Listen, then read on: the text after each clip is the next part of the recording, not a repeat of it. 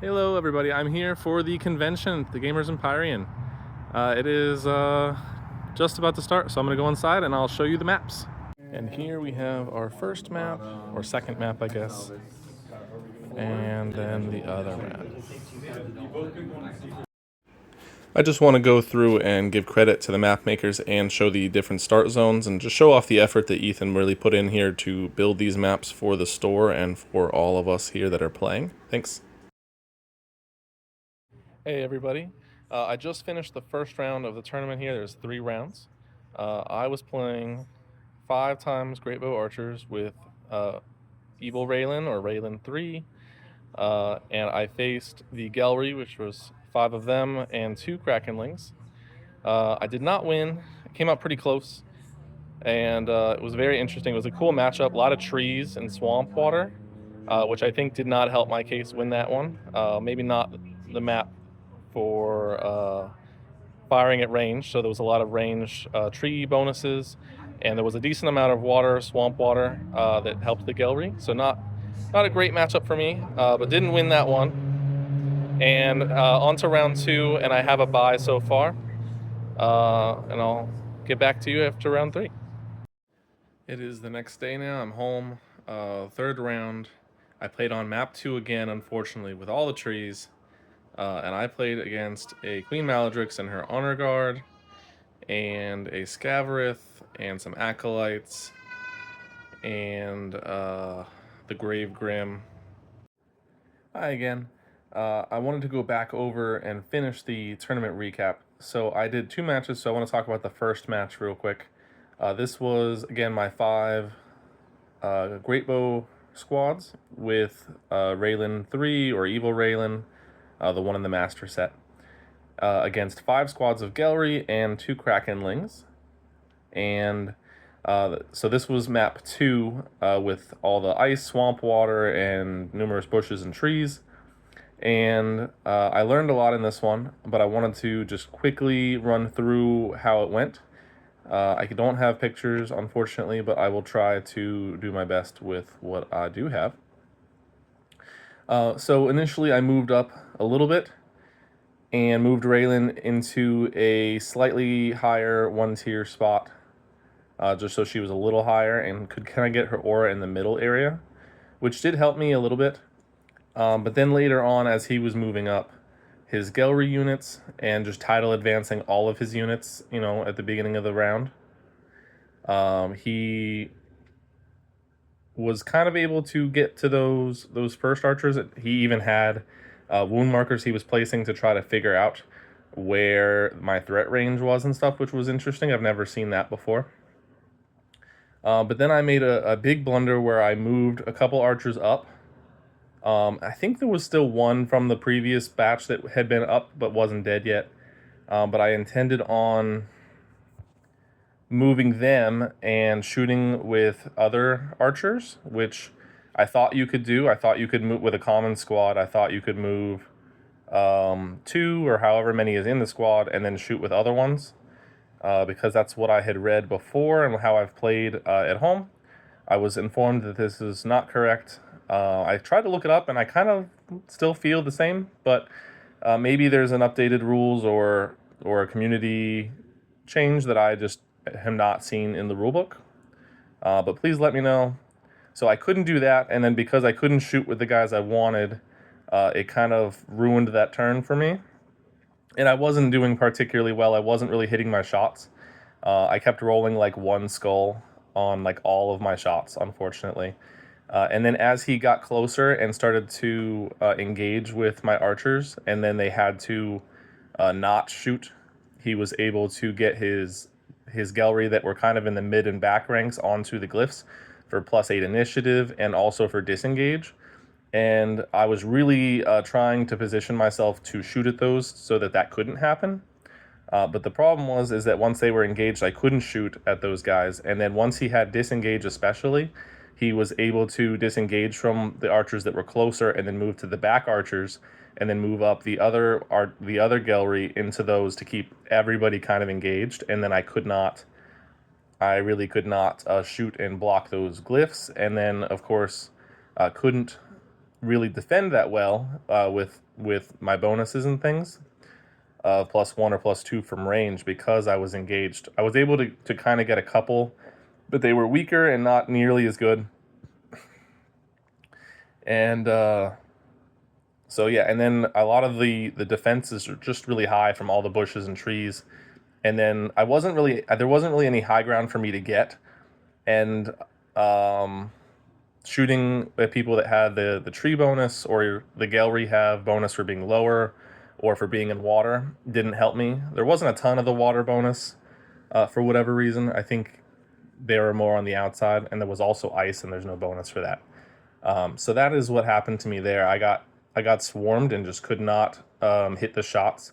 If I was hitting 2 shots around, if I was hitting those 2 shots, and it's only half a squad I'd be killing, so I'd have to do a lot of turns in order to successful turns in that to really limit those Gelry. So I ended up killing about a quarter of them, I think, and one of the Krakenlings I got just before we called it.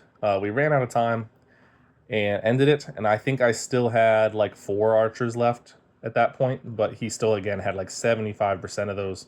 So probably like 3.5 squads of Gelry that were still alive and 1 Krakenling. So it was not super close, but it was a lot of fun, and I learned a lot.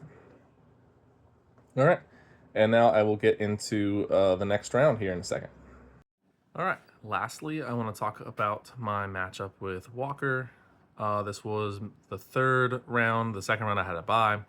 3rd round, I was again playing the same army, and then I was playing against Queen Maladrix with her Honor Guard, Scavarith, and some Acolytes, and a Grave Grim. And I wasn't nearly as worried about a Maladrix army. I suspected that might come up when I was initially planning this army. And then just before, I knew that this was going to come up because he was painting one, which was really cool, and I was really excited to see it. But I was already nervous about the Gelry because Ethan had kind of already implied that he was going to bring them, and I didn't think that was going to be my best matchup. But this matchup I felt pretty good about because Queen Maladrix didn't really have a lot of people to infect. There was just Raylan, and that was it.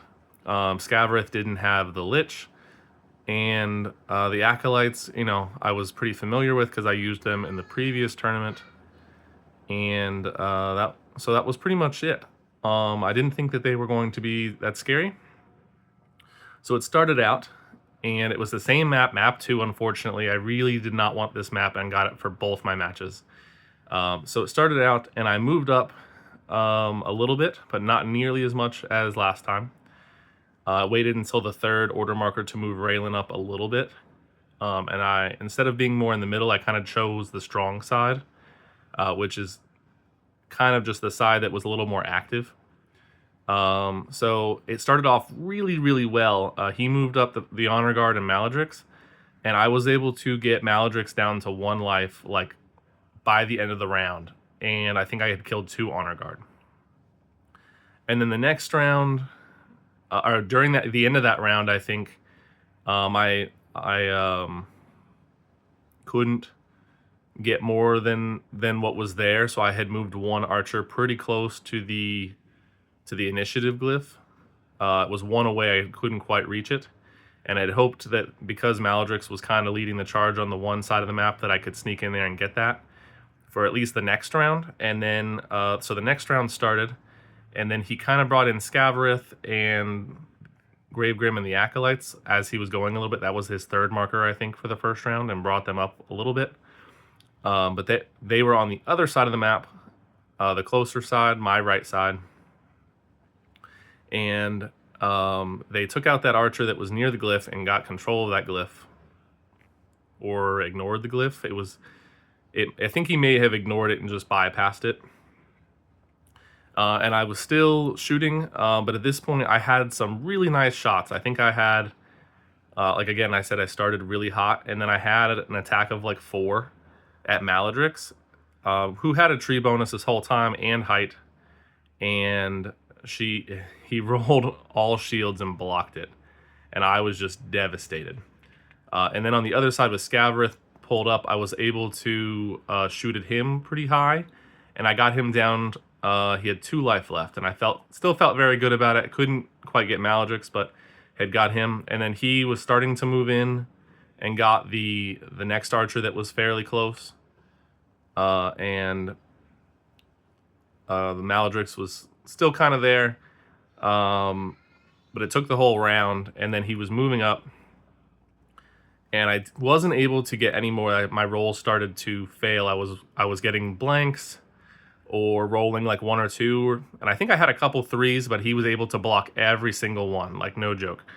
And then by the next round of it, I had another good couple chances where I had my full bonus of rolling for 5 dice at Maledrix and Scavarith, and he blocked them all, or I blanked. I just could not get these through, and he got both of them up.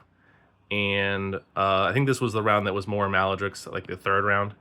And he had gotten up and got to Raylan, and he had gotten her wounded a couple times with the Honor Guard. And then I think she was like half dead, and he infected her with one of the Honor Guard that had died. And then the end of the round, he didn't get the roll to kill her. But by the end of the next round, he had killed her, and just the Honor Guard had come back.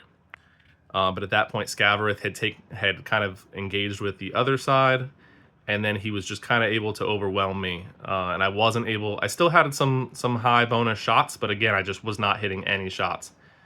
His defense was amazing, and my attack like really weakened up after the start. I was really confident after nearly killing Maledrix and Scavarith really early. And I was close to wounding them a couple times, but the re-rolls from the Acolytes he was able to pull up at the end of each round, give or take, really hurt me too, because he was hitting those re-rolls on his defense basically. So like almost not even on his attacks, because he'd move up to attack. And for Scavarith, he was doing his ranged special where he was able to shoot twice, and I was just blanking on those defense rolls. So he was killing full health archers with 2 health with these little attacks of 3, and he was able to take it from me, unfortunately. I think at the end of it, I had 1 archer left when we called time, and he still had 4 out of 5 Honor Guard. Maledrix still had 1 life left. Scavarith still had 2. He had all his Acolytes were in play, and Gravegrim. I really botched it. Started really strong, and I thought my positioning was really good, and it just did not come out for me. The archers really did not work well in this tournament for me.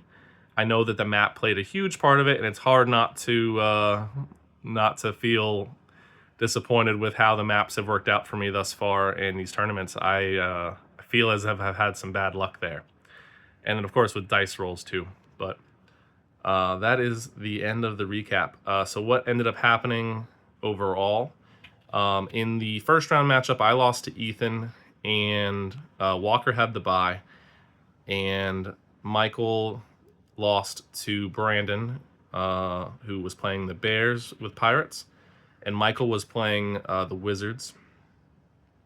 And then in that second round, when I had the bye, Michael was playing Ethan with the Wizards, and he did better than me and got pretty close. I think he had 1 Krakenling and like maybe a squad and a half of Gallery left, so that one went a lot closer.